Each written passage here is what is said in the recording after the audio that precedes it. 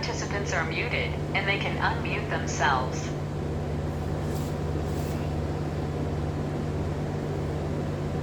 ओम नमोर्यंताणं नमो सिद्धाणं नमो आर्याणं नमो उज्जायाणं नमो लोहे सव्वसाहुणं मंगलं भगवान् वीरो मंगलं गौतमो गणी मंगलं कुंद कुंदार्यो जैनधर्मोऽस्तु मंगलम्। ओंकार बिंदु संयुक्तं नित्यं जायन्ति योगिनः कामदं मोक्षदं चैव ओंकाराय नमो नमः। अहोपकार जिनवर्णो कुंदनो ध्वनि दिव्यनो जीन कुंद ध्वनि आप्या अहो आ गुरु काननो तुच्छ ज्ञान ध्यान नो रंग अमया दर्श रहो ओ शिव पद तक तुझ संग माता हाथ। ये समयसार नाम का परम अध्यात्म शास्त्र है। आचार्य भगवान त्रिकाल परिपूर्ण शुद्ध ज्ञायक એને આચાર્ય ભગવાન સમયસાર કહે છે। આવા સમયસારનું અટલી કે અનાદિથી અનંત કાળ જે પરિપૂર્ણ શુદ્ધ છે એવા શુદ્ધાત્માનું આચાર્ય ભગવાન સ્વરૂપ બતાવવા માગે છે। ત્રિકાળ શુદ્ધાત્માનું સ્વરૂપ જાણ્યા વગર, એનો મહિમા આવ્યા વગર, એની રુચિ કર્યા વગર, એનું ચિંતન મનન કર્યા વગર, એમનું ભાવભાષણ કર્યા વગર જીવને સમ્યક દર્શન જ્ઞાન ચારિત્ર પ્રગટ થતું નથી। આચાર્ય ભગવાન આ ગ્રંથમાં શુદ્ધાત્માની રુચિ કરાવીને સમ્યક દર્શન પ્રાપ્ત કરાવવા માગે છે। સમયસારમાં બીજો અધિકાર ચાલે છે, કર્તા કર્મ અધિકાર। કર્તા એટલે અજ્ઞાની,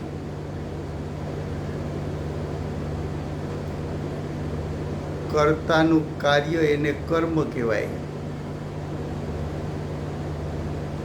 તો અજ્ઞાનીનું કાર્ય અજ્ઞાન રૂપે પરિણમવું એ એનું કર્મ છે।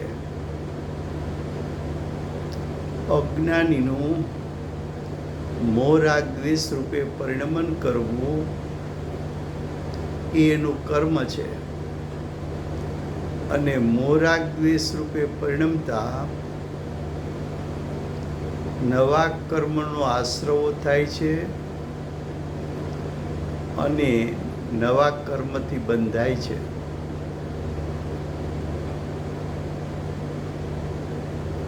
શું કહ્યું? ફરીવાર હિન્દીમાં। આચાર્ય ભગવાન આ સમયસાર ગ્રંથમાં अनादि से अनंत काल तक जो परिपूर्ण शुद्ध रहता है, ऐसे शुद्धात्मा का स्वरूप दिखाना चाहते हैं, क्योंकि शुद्धात्मा की रुचि किए बिना, शुद्धात्मा का यथार्थ ज्ञान किए बिना, शुद्धात्मा का चिंतन मनन किए बिना, शुद्धात्मा को भावभाषण में लिए बिना जीव को सम्यक दर्शन ज्ञान चारित्र प्रकट नहीं होता है। ऐसे समय सार में दूसरा अधिकार कर्ता कर्म अधिकार चलता है। कर्ता, यहाँ कर्ता का अर्थ है अज्ञानी। अज्ञानी कर्ता होके स्वयं के कौन से परिणाम कर सकता है, तो कि स्वयं का अज्ञान रूप परिणमन करना उसको कर्ता का कर्म कहने में आता है। अर्थात अज्ञानी कर्ता, अज्ञान उसका कर्म। अज्ञानी कर्ता और मोह राग द्वेष उसका कर्म। अज्ञानी मोह राग द्वेष की उत्पत्ति करेगा तो नया कर्म का आश्रवण होगा, और वो कर्म आत्मा के प्रदेश के साथ बंध को प्राप्त करेगा और जीव को अनंत संसार उत्पन्न होगा। ऐसे कर्ता कर्म अधिकार में 72 गाथा चलती है। 72 गाथा का मूल विषय है कि ज्ञान मात्र से ही बंध का निरोध कैसे होता है। तो ये गाथा का टीका पूर्ण हुई है। उसका भावार्थ देखो, पेज नंबर आ થઈ ગયો છે। ये 135 पेज पर भावार्थ। आश्रवो असुचि है, जड़ है, दुख का कारण है। आश्रव का 3 लक्षण बताया। असुचि यानी अपवित्र है, तो आश्रव का लक्षण अपवित्रता। आश्रव जड़ है, क्यों? तो कि द्रव्य आश्रव का उदय हुआ, तो द्रव्य आश्रव जड़ है। द्रव्य आश्रव का लक्ष्य किया, द्रव्य आश्रव में जुड़ गया, तो भाव आश्रव उत्पन्न हुए। वो भाव आश्रव द्रव्य आश्रव के लक्ष्य से हुआ। तो जिसका लक्ष्य किया वो जड़ है, इसलिए भावाश्रव को जड़ कहा। द्रव्य आश्रव उद्गल है, अचेतन है। उसको अनुसरण करके भाव आश्रव उत्पन्न हुए, इसलिए उसको जड़ कहा। बाद में कहा कि वो दुख का कारण है। आश्रव का अर्थ है मिथ्यात्व, अविरति, प्रमाद, कसाई। और योग, मिथ्यात्व दर्शन मोह है, अविरति, प्रमाद, कसाई चारित्र मोह है। योग, योग गुण का कंपन, उसको भी आश्रव कहा है। तो दर्शन मोह, चारित्र मोह, उसकी कंपन के साथ उत्पत्ति होना,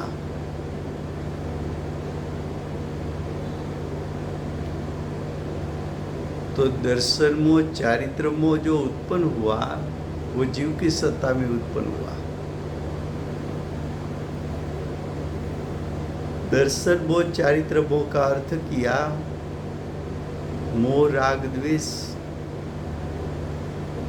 तो मोह, राग, द्वेष रूप परिणाम जीव की सत्ता में उत्पन्न होता है, वो परिणाम तो दुखदायक है, दुख का कारण है।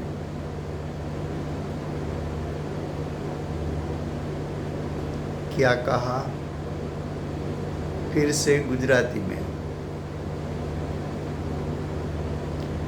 આશ્રવના લક્ષણ બતાવે છે। આશ્રવો કેવા છે? અશુચિ, અપવિત્ર।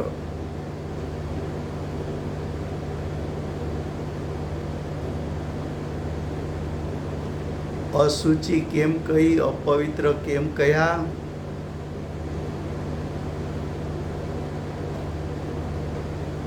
તો કે આશ્રવો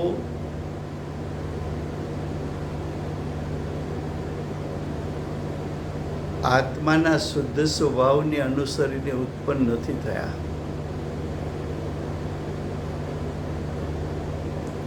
જો સ્વભાવરૂપ પરિણમે તો પરિણામ શુદ્ધ અને પવિત્ર, પણ કર્મના ઉદયને અનુસરીને પરિણમે તો પરિણામ અશુદ્ધ અને અપવિત્ર।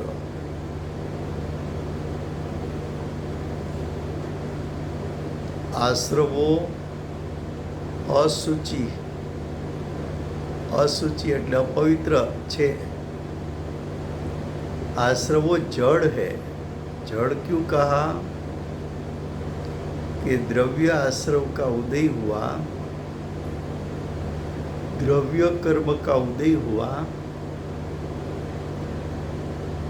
और वो द्रव्य कर्म का लक्ष्य किया, तो अचेतन जड़ के लक्ष्य से उत्पन्न होता हुआ परिणाम को भी जीव जीव अधिकार में जड़ कहा है। वो तो साबित पहले कर चुके हैं। दूसरा कहा दुख का कारण है। आश्रवो दुख का कारण क्यों है? तो कि आश्रव का 5 कारण हैं। एक मिथ्यात्व,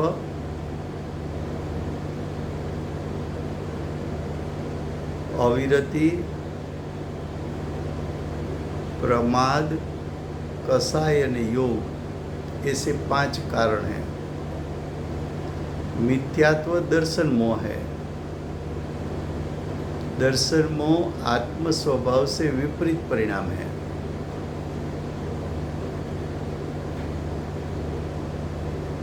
अविरति, प्रमाद, कसाई, वो तीनों चारित्र मोह है,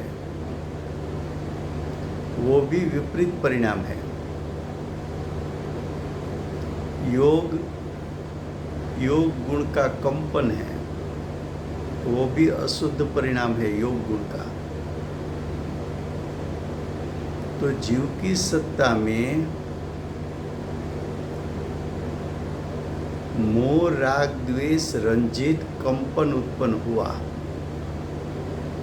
मोह राग द्वेष से रंगा हुआ कंपन उत्पन्न हुआ, उसका वेदन दुखदायक है,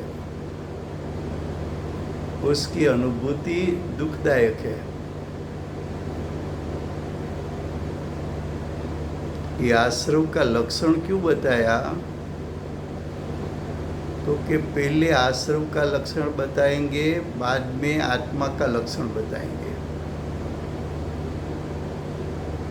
बाद में कहेंगे कि दोनों का लक्षण भिन्न भिन्न है। दोनों लक्षण भिन्न भिन्न है तो दोनों तत्व भिन्न भिन्न है, और दोनों तत्व भिन्न भिन्न हैं तो उसके बीच में भेदरूप श्रद्धान और ज्ञान करके सम्यक दर्शन सम्यक ज्ञान की प्राप्ति होती है।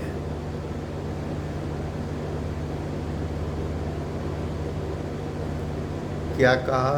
શું કહ્યું કે પ્રથમ આશ્રવના લક્ષણ બતાવે છે। આશ્રવના લક્ષણ બતાવવાનું પ્રયોજન છે।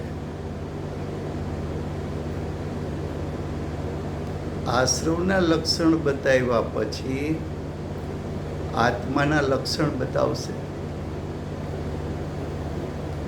આત્માના લક્ષણ બતાવવાનું પણ એક પ્રયોજન છે।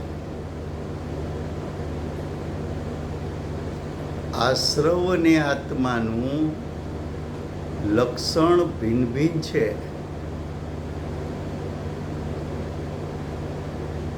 ભિન્ન ભિન્ન છે માટે બંને તત્વો ભિન્ન ભિન્ન છે। આશ્રવ તત્વ જુદું, આત્મ તત્વ જીવ તત્વ જુદું। બંનેની જુદાઈનું યથાર્થ શ્રદ્ધાન અને જ્ઞાન કરવું,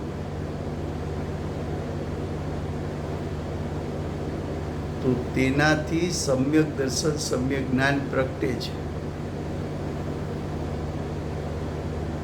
જુઓ, આશ્રવનું લક્ષણ બતાવ્યું અશુચિ છે, જળ છે અને દુઃખનું કારણ છે। હવે કે છે અને આત્મા, આશ્રવની સામે આત્મા, આશ્રવ અશુચિ છે, અપવિત્ર છે, તો આત્મા પવિત્ર છે। આશ્રવો જળ છે એટલે એમાં જ્ઞાનનો છાંટો નથી, જ્ઞાનનો અંશ નથી, અને આત્મા જ્ઞાતા છે, જાણનાર છે।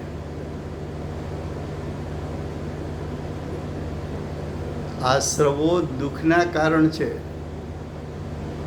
તો એની સામે આત્મા સુખ સ્વરૂપ છે। સુખ સ્વરૂપ એટલે સ્વભાવથી સુખ સ્વરૂપ છે।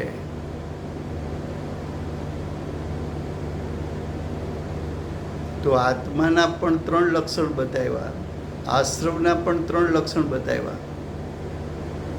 આત્મા પવિત્ર એટલે શુચિ,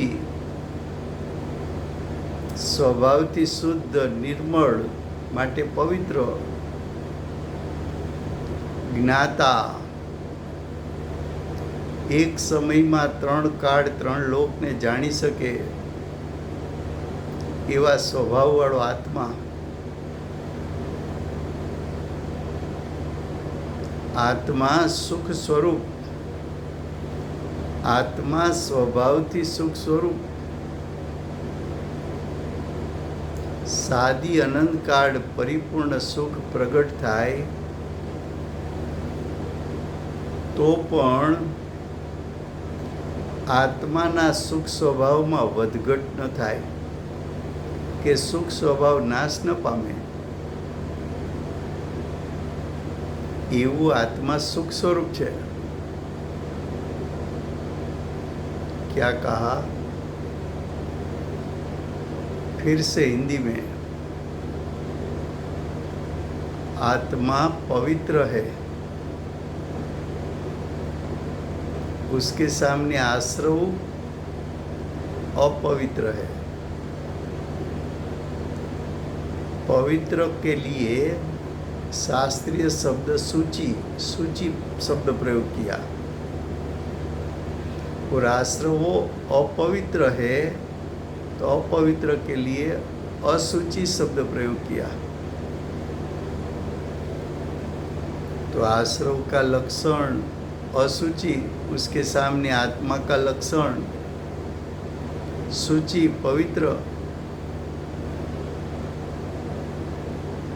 आश्रव का दूसरा लक्षण जड़ कहा कि उसमें ज्ञान का अंश नहीं है। वो आश्रव स्वयं को भी नहीं जानते, पर को भी नहीं जानते, इसलिए जड़ कहा। आत्मा स्वभाव से ज्ञाता, जानने वाला, स्वपर प्रकाशक, स्व को भी जान सके, पर को भी जान सके।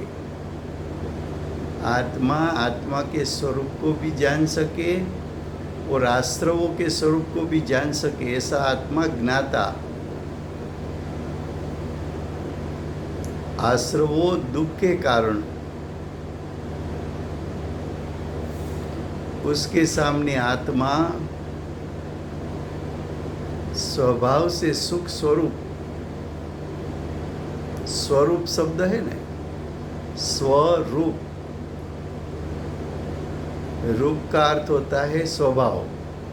ये शरीर के रूप की बात नहीं है। यह स्वरूप यानी स्वस्वभाव। आत्मा स्वस्वभाव से सुख स्वरूप, और आत्मा का सुख स्वभाव ऐसा है कि शादी अनंत काल सुख स्वभाव में से क्षायिक सुख यानी अनंत सुख प्रति समय प्रकट होता है।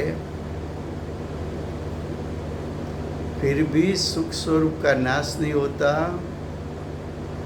सुख स्वरूप के शक्ति रूप सामर्थ्य उसका कम ज्यादा नहीं होता।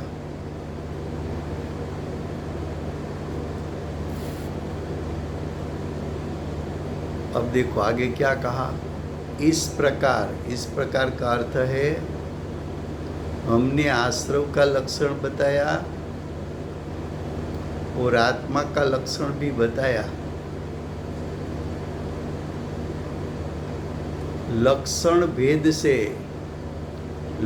भेद का अर्थ है आश्रव का लक्षण भिन्न है, आत्मा का लक्षण भिन्न है।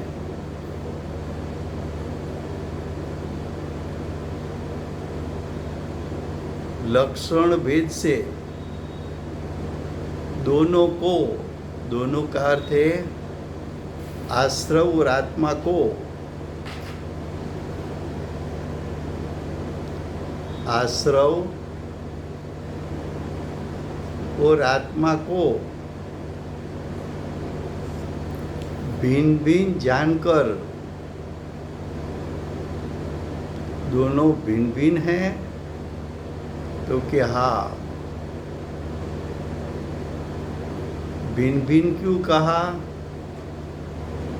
तो क्या आश्रव का लक्षण और आत्मा का लक्षण, दोनों का लक्षण भिन्न भिन्न है। लक्षण भिन्न भिन्न है तो दो तत्व भी भिन्न भिन्न होना चाहिए।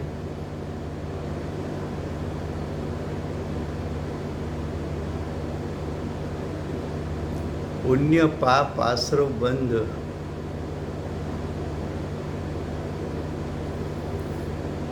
दान आदि का भाव उठे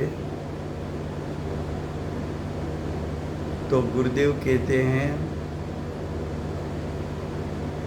क्या जिन प्रतिमा विराजमान करने का भाव शुभ भाव है, धर्म नहीं है। अरे परिपूर्ण वितराग भगवान, उसकी जिन प्रतिमा उसको प्रतिष्ठित करना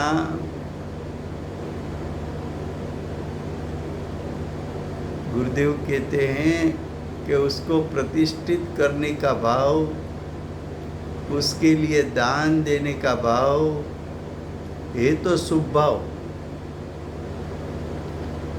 वो भी गुरुदेव ऐसा कहते हैं कि लोभ कसाय कम करने का पीछे भाव हो तो पुण्य बंद होता है। लेकिन अंदर में पड़ा हो कि समाज देखे हमारे पास भी पैसा है, हम भी धनवान हैं, अंदर में ऐसा हो कि मैं तो संघ का प्रमुख हूँ, इसलिए मुझे पैसा का खर्च करना चाहिए। अंदर में भाव ऐसा हो कि अब बेटा बेटी उसके लिए संबंध ढूंढना है, तो जरा समाज को भी मालूम पड़े। उसको तो स्वभाव का बंध भी नहीं होता।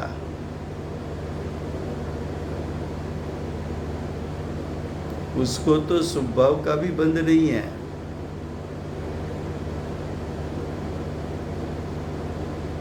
दान करने समय ही उसके पीछे मायाचार हो,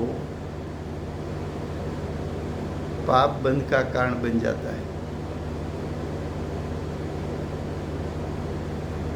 लेकिन सच्चे भावना से भी जिन मंदिर बनाओ, जिन प्रतिमा की स्थापना करो, जिन प्रतिमा का पंच कल्याणक करो, वेदी प्रतिष्ठा करो,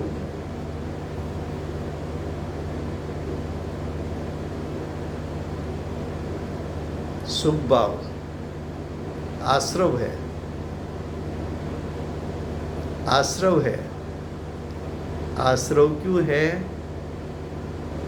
कि पुण्य कर्म के उदय में जुड़कर वो भाव उत्पन्न हुआ, वो भाव को तो जड़ कहा।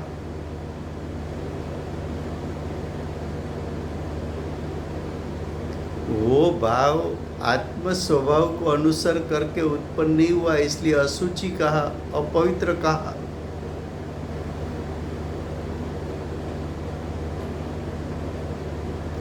और प्रतिमा आदि विराजमान करना का भाव शुभराग राग को तो दुख का कारण कहा।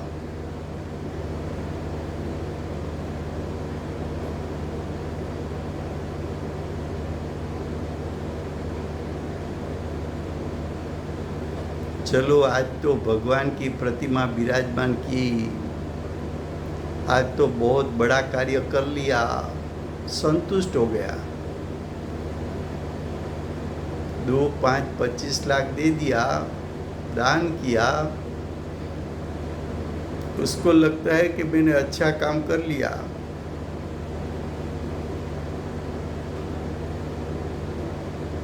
अरे ये शुभ राग शुभ भाव में तो रुक गया और शुभ राग की मिठास में संतुष्ट हो गया। वो शुभ राग था तो भावाश्रव, था तो अशुचि, था तो जड़। पुण्य परिणाम को जानते नहीं है और पर को भी जानते नहीं है, जड़ है।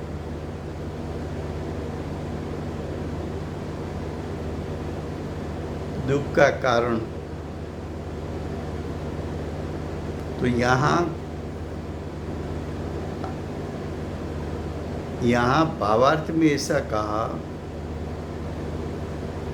कि इस प्रकार यानी आश्रव और आत्मा दोनों का लक्षण जो बताया, वो लक्षण अनुसार क्या है कि लक्षण भेद से, तो कि दोनों का लक्षण भिन्न भिन्न है। आश्रव का लक्षण भिन्न, आत्मा का लक्षण भिन्न। भिन्न भिन्न लक्षण क्यों बताया? तो कि भिन्न भिन्न लक्षण है इसलिए बताया। लेकिन भिन्न भिन्न लक्षण बताने का प्रयोजन क्या था? कि दोनों का लक्षण भिन्न भिन्न है, उसके द्वारा तो यथार्थ निर्णय कर सकता है कि आश्रव तत्व और आत्म तत्व दोनों भिन्न भिन्न तत्व है। ऐसा अगर तूने भेदरूप श्रद्धान किया, उसका भाव भाषण किया, तो सम्यक दर्शन की प्राप्ति होगी। लेकिन आश्रव और आत्म तत्व दोनों का लक्षण भिन्न भिन्न है, उसका निर्णय कौन करेगा? तो के प्रज्ञा क्षीणी ज्ञान उपयोग। ज्ञान उपयोग आत्म स्वभाव को भी जान सकता है, आश्रव को भी जान सकता है। ज्ञान उपयोग आत्मा के स्वरूप को भी जान सकता है, आश्रव के स्वरूप को भी जान सकता है। जब आश्रव के स्वरूप को जाना तो मालूम पड़ा कि ये परिणाम तो अपवित्र है, जड़ है, ज्ञान से रहित है और दुख देने वाले हैं। वहाँ से उपयोग पलटकर आत्म स्वरूप को जाना। ओहो, ये तो शुद्धात्मा का त्रिकाल स्वरूप पवित्र पवित्र पवित्र पवित्र, सूची सूची सूची। ये आत्म स्वभाव तो एक समय में 3 काल 3 लोग को जानने वाला ज्ञाता और आत्म स्वभाव तो अनादि से अनंत काल सुखरूप। आत्मा ज्ञानमय અને सुखमय। जहाँ ऐसा आत्मा का स्वरूप जाना, वहाँ ज्ञान उपयोग जम गया। ज्ञान उपयोग ने आत्म स्वरूप में स्थिरता कर ली। वो आत्म स्वभाव को जानना है और आश्रवों को गौण करना है, आश्रवों को हेय करना है, आश्रव का त्याग करना है। तो तुझे आश्रव और आत्म स्वभाव के बीच में भेदरूप श्रद्धा और ज्ञान करना पड़ेगा। आत्म स्वभाव को जाना और उसकी महिमा आ गई तो आश्रव सहज गौण होकर नाश हो गए।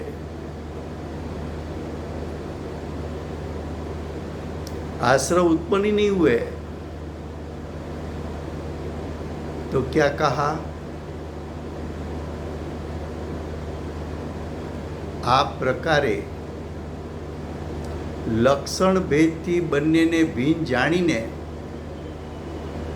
આશ્રવોથી આત્મા નિવૃત્ત થાય છે। બંને વચ્ચેનું જ્યાં ભેદ જ્ઞાન થયું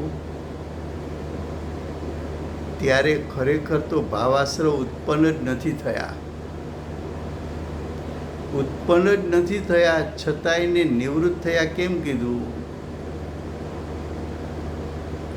તો કે પૂર્વ પર્યાયમાં ભાવાશ્રવ હતો અને વર્તમાન પર્યાયમાં ભાવાશ્રવ ઉત્પન્ન થયો નથી।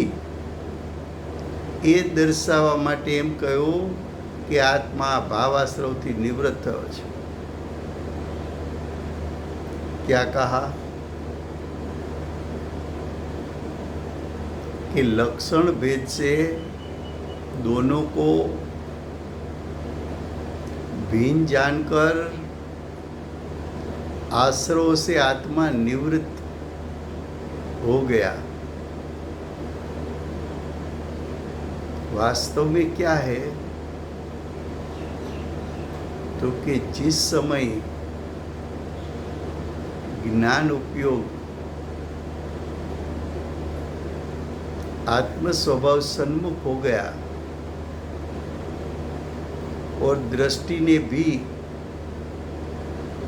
आत्म स्वभाव की प्रतीति कर ली,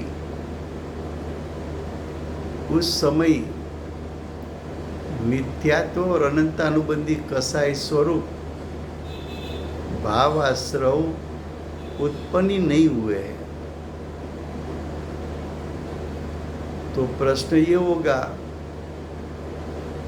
कि आश्रव उत्पन्न ही नहीं हुए हैं, तो यहाँ भावार्थ में ऐसा क्यों लिखा कि भावाश्रव से निवृत्त हो गया? तो कि वो इसलिए लिखा कि जब वेदरूप श्रद्धा और ज्ञान हुआ उसके पहले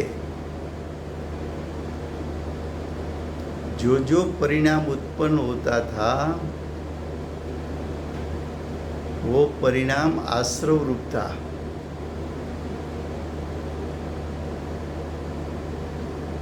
तो पूर्व के पर्यायों तक तो आश्रवों उत्पन्न होते थे। अब वर्तमान में उत्पन्न नहीं हुआ है, ये दर्शाने के लिए ऐसा कहा कि आत्मा जिस समय आश्रव और आत्म स्वभाव का यथार्थ ज्ञान कर लेता है, उसी समय आश्रव नाश हो जाता है, आश्रव उत्पन्न नहीं हो सकते। इसलिए हम आश्रव की निवृत्ति हो गई ऐसा कथन किया है। अब आगे, और उसको यानी किसको? तो कि जब जीव ने वेद ज्ञान किया तो अब तो ज्ञानी हो गया। उसको यानी ज्ञानी को कर्म का बंध होता नहीं। भाव आश्रव नए द्रव्य आश्रव का कारण बनता है, नए द्रव्याश्रव और द्रव्य बंध का कारण बनता है। क्यों? कि जीव की सत्ता में मोह राग द्वेष के साथ जो कंपन उत्पन्न हुआ, तो कंपन का निमित्त पाकर कर्मण वर्गना कर्म रूप होकर आत्म प्रदेश पर चिटकने के लिए कर्म आए। तो जो नया कर्म आया उसको द्रव्य आश्रव कहा। और उस समय मोराग द्वेष उत्पन्न हुआ था, तो उसके कारण आए हुए कर्म आत्मा के प्रदेश पर चिटक गए, तो उसको द्रव्य बंध कहने में आता है।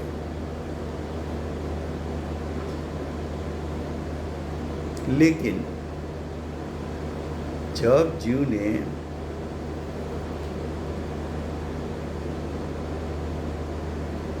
वेद ज्ञान किया तब मिथ्यात्व उत्पन्न नहीं हुआ, अनंत अनुबंधी कसाई उत्पन्न नहीं हुआ। तो मिथ्यात्व और अनंत अनुबंधी का राग द्वेष उत्पन्न नहीं हुआ, और कंपन भी मिथ्यात्व रहित हो गया और राग द्वेष से रहित हो गया, अनंतानुबंधी के राग द्वेष से रहित हो गया। इसलिए नया मिथ्यात्व कर्म का और अनंतानुबंधी का बंध होता नहीं है। मिथ्यात्व कर्म और अनंतानुबंधी कर्म वो नए नहीं आएंगे और आत्मा के साथ चिटक कर बंध भी नहीं करेंगे।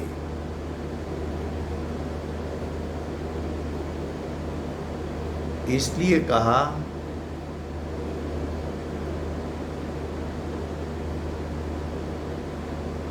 आत्मा और आश्रवों का भेद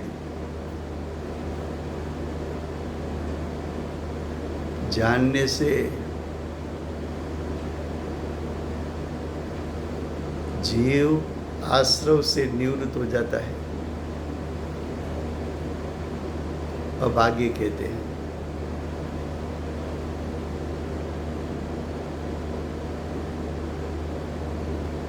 अगर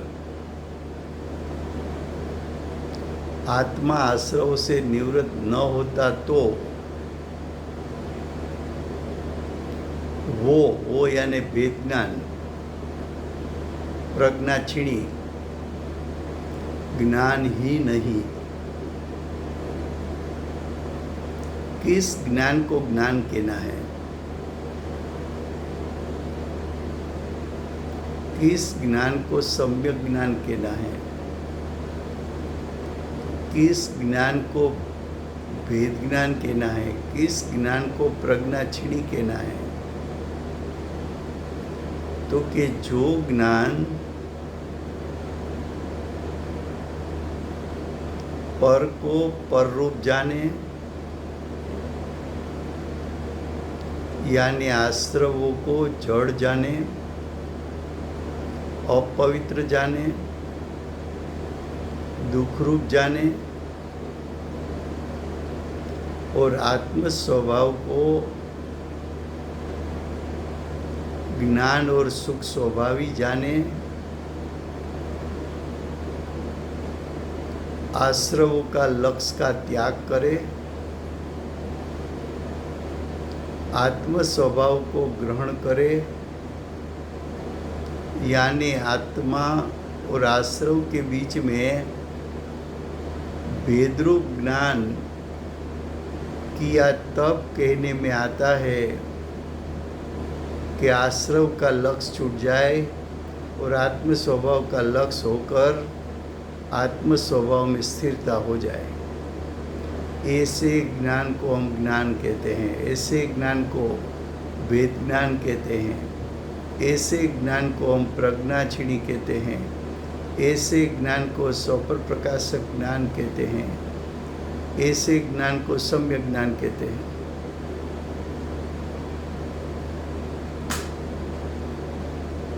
आचार्य भगवान एक हथेली में शुद्धात्मा,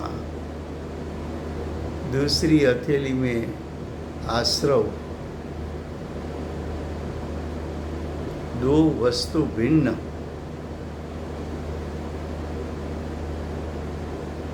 दोनों का स्वरूप भिन्न, भाव आश्रव आत्म स्वभाव पर तीरते हैं, भाव आश्रव आत्म स्वभाव के अंदर प्रवेश नहीं कर सकते हैं। तो आत्म स्वभाव सीलबद्ध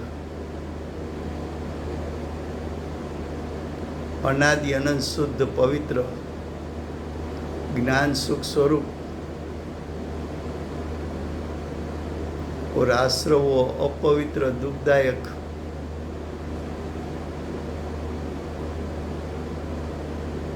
इससे आश्रव की महिमा छूट गई, आत्म स्वभाव की महिमा हो गई और वर्तमान परिणाम आत्म स्वभावमय हो गए। तो ऐसे ज्ञान को ज्ञान कहने में आता है। नहीं तो अज्ञान केने में आएगा। फिर से गुजराती में શું કહ્યું? જો આત્મા આશ્રવોથી નિવૃત્ત ન થાય એટલે કે અપવિત્ર પરિણામોથી નિવૃત્ત ન થાય, જડ પરિણામથી નિવૃત્ત ન થાય, દુઃખદાયક પરિણામથી નિવૃત્ત ન થાય, તો તે જ્ઞાનને એટલે કે જેને અમે ભેદ જ્ઞાન કહીએ છીએ તે જ્ઞાનને, તે જ્ઞાન જ્ઞાન જ નથી, એટલે કે તે ભેદ જ્ઞાન જ નથી. ભેદ જ્ઞાન ક્યારે કહેવાય? કે જે જ્ઞાન સ્વપર પ્રકાશક છે. સ્વપર પ્રકાશક છે એટલે જે જ્ઞાન ઉત્પન્ન થતાની સાથે આશ્રવોનું સ્વરૂપ અપવિત્ર, જળ અને દુઃખદાયક છે એમ જાણે, અને આત્માનું સ્વરૂપ પવિત્ર અને જ્ઞાન અને સુખ સ્વરૂપ છે એમ જાણે, બંને સ્વરૂપને જાણીને તે જ સમયે આશ્રવોનું લક્ષ છૂટી જાય, આત્મ સ્વભાવમાં લક્ષ સ્થિરતા પામે, અને તે સમયે આશ્રવો નિવૃત્ત પામી જાય અને આત્મ સ્વભાવ ગ્રહાઈ જાય, ત્યારે એ સ્વપર પ્રકાશક જ્ઞાન યથાર્થ છે. તે સ્વપર પ્રકાશક જ્ઞાનને અમે ભેદ જ્ઞાન કહીએ છીએ. તે સ્વપર પ્રકાશક જ્ઞાનને અમે સમ્યક જ્ઞાન કહીએ છીએ. તે સ્વપર પ્રકાશક જ્ઞાનને અમે સ્વ અને પરનો વિવેક કરનારું જ્ઞાન કહીએ છીએ. નહીં તો એટલે કે ભેદ જ્ઞાન ન કરે તો એ અજ્ઞાન જ છે.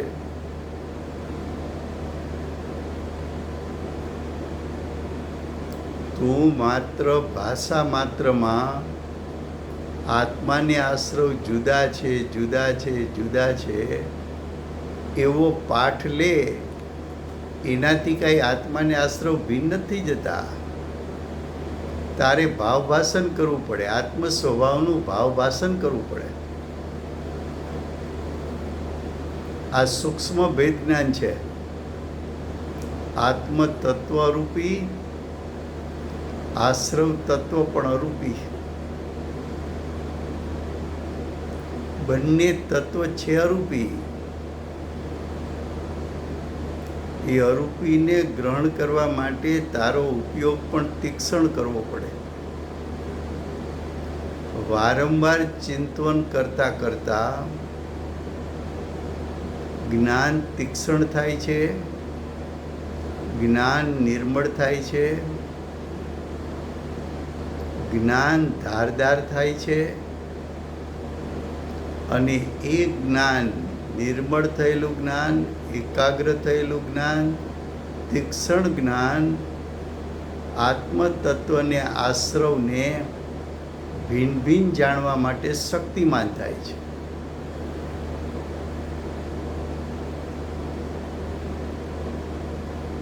તો કે છે એવું જ્ઞાન હોય તેને જ્ઞાન કહેવાય, નહીં તો અજ્ઞાન છે.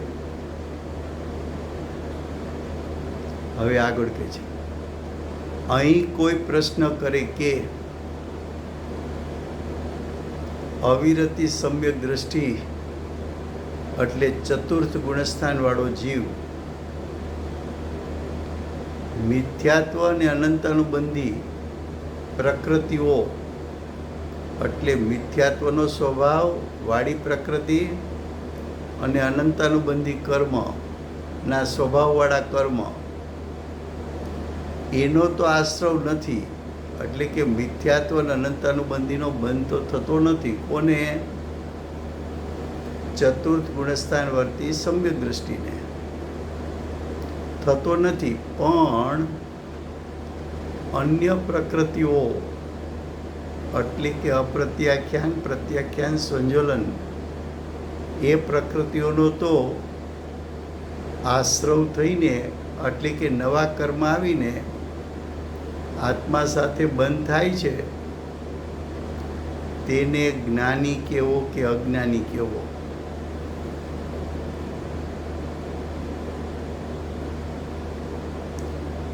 કોઈ માણસ પોતાનો સ્વબચાવ કરવા જાય અને સામેનો માણસ મરી જાય તો કોર્ટ એને સજા ન કરે. કેમ? તો કે સ્વબચાવ કરવા જતાં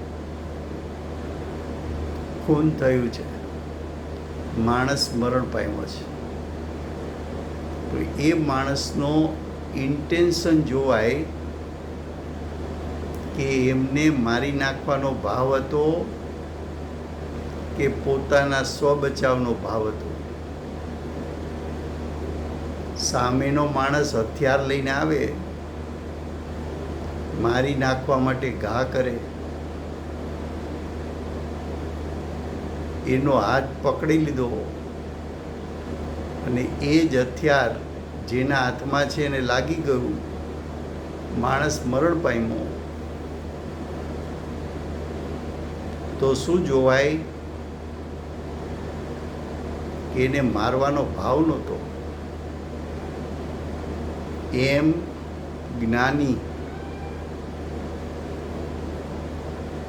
જ્ઞાનીને અપ્રત્યાખ્યાન, પ્રત્યાખ્યાન કે સંજ્વલન, કસાય એટલે કે વિભાવો એને કરવા જેવા લાગતા નથી, એને છોડવા જેવા લાગે છે અને પોતાના પુરુષાર્થની યોગ્યતા મુજબ એ પ્રતિ સમય છોડતા પણ જાય છે અને પ્રતિ સમય મોક્ષથી નજીક પણ જાય છે. તેમ છતાં હજુ જ્ઞાનીને એવો પુરુષાર્થ નથી ઉપડ્યો કે સમ્યક દર્શનમાંથી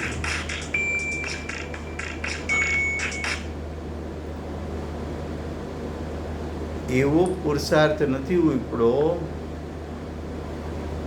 કે સમ્યક દર્શન થયા પછી શ્રાવકપણું લે, મુનિપણું લે, પછી શ્રેણી આરોહણ કરે અને પરિપૂર્ણ શુદ્ધતા પ્રગટ કરી લે. એટલો પુરુષાર્થ ઉત્પન્ન નથી થયો. એટલે જ્ઞાનીની લાચારી છે. ભાવના તો છે કે અમે પુરુષાર્થ કરીને, શ્રાવકપણું લઈને, મુનિપણું લઈને, શ્રેણી આરોહણ કરીને પૂર્ણતાને પ્રાપ્ત કરી લઈએ, પણ આત્મ સ્વભાવમાં ટકાતું નથી. એટલે વિકલ્પમાં આવીએ છીએ, પણ વિકલ્પમાં અમે અશુભથી બચીને ચાલીએ છીએ, પણ આત્મસ્થિરતા નથી થતી. એટલે શુભભાવ વચ્ચે આવે છે ખરો, પણ એ બંધનું કારણ છે, એ પુરુષાર્થની નબળાઈ છે, એ પરિણામ અશુદ્ધ છે, એ પરિણામ હેય કરવા જેવા છે, એ પરિણામ નાશ કરવા જેવા છે, એવો અભિપ્રાય અંદરમાં સાતત્યપણે વર્તતો હોવાથી એ જ્ઞાની સમ્યક દ્રષ્ટિ ખરેખર આશ્રવથી નિવર્તે છે. તો અભિપ્રાય મુજબ આશ્રવ કે બંધના પરિણામ કરવા જેવા નથી એવો અભિપ્રાય હોવાથી એ જ્ઞાની છે, અજ્ઞાની નથી. શું કહ્યું તું? અહીંયા પ્રશ્ન કર્યો તો અવિરતિ સમ્યક દ્રષ્ટિને મિથ્યાત્વના અનંત અનુબંધી પ્રકૃતિઓનો તો આશ્રવ નથી થતો, પણ અન્ય પ્રકૃતિનો આશ્રવ થઈને બંધ થાય છે. તેને જ્ઞાની કેવો કે અજ્ઞાની? क्या कहा? फिर से हिंदी में. चतुर्थ गुणस्थान वर्ती सम्यक दृष्टि. एक बार अतीन्द्रिय ज्ञान और सुख का वेदन कर लिया और पूर्व में ऐसा अतीन्द्रिय ज्ञान और सुख का वेदन कभी किया नहीं था, कभी किया नहीं था. लेकिन वो एक बार उसका स्वाद ले लिया तो फिर से आत्म स्वभाव में जाना है ऐसी भावना है. आत्म स्वभाव का अवलंबन लेकर स्थिरता प्राप्त करके श्रावकपना ले लूँ, मुनिपना ले लूँ, श्रेणियारोहण कर लूँ और मोक्ष को प्राप्त कर लूँ, परिपूर्ण ज्ञान, परिपूर्ण सुख, अतीन्द्रिय उसका आस्वाद सादी अनंत काल लूँ, ऐसी भावना तो है. लेकिन भावना अनुसार पुरुषार्थ इतना उठा नहीं. इसलिए ज्ञानी को आत्मा की अनुभूति में से बाहर आकर शुभ भाव होता है और शुभ भाव बंध का कारण है, वो भी ज्ञानी जानते हैं. लेकिन ऐसा शुभ भाव दुखदायक है, त्याग करने जैसा है, उसका लक्ष्य छोड़ने जैसा है, हेय तत्व है. उसका लक्ष्य छोड़ के स्वभाव में स्थिर होना है. ऐसा अभिप्राय होने के कारण अभिप्राय अपेक्षा से देखा जाए तो ज्ञानी तो ज्ञानी है, उसको आश्रव और बंध नहीं होता. ज्ञानी प्रति समय पुरुषार्थ अनुसार आश्रव और बंध का त्याग प्रति समय करके मोक्ष की ओर चल रहे हैं. इसलिए अभिप्राय अपेक्षा से उसको ज्ञानी कहा और उसको आश्रव बंध नहीं है ऐसा कहा. फिर भी ज्ञानी ने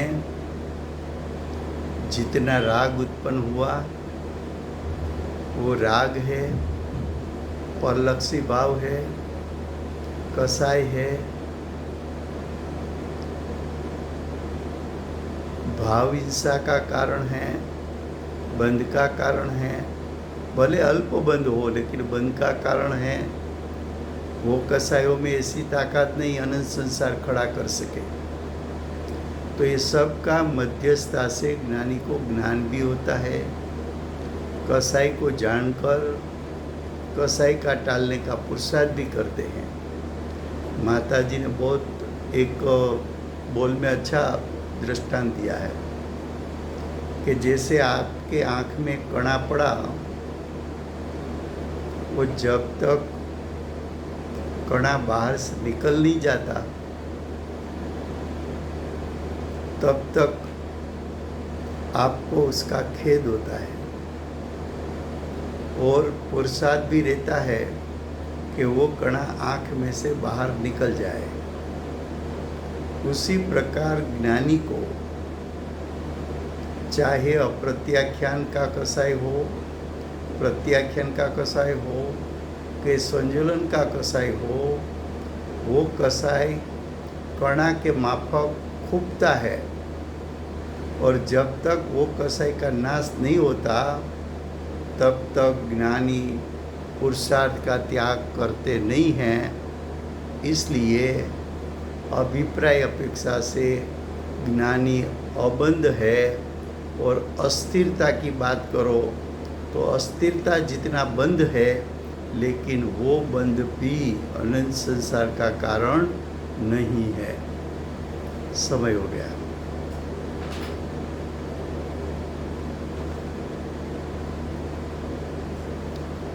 वर्तमान 24 आखरी तीर्थंकर बाल ब्रह्मचारी महावीर भगवान नो जय। महाविद्य क्षेत्रे बिराजता प्रथम तीर्थंकर धर्म धुरंधर अनंत चतुष्टयना धारक दिव्य ध्वनिना दातार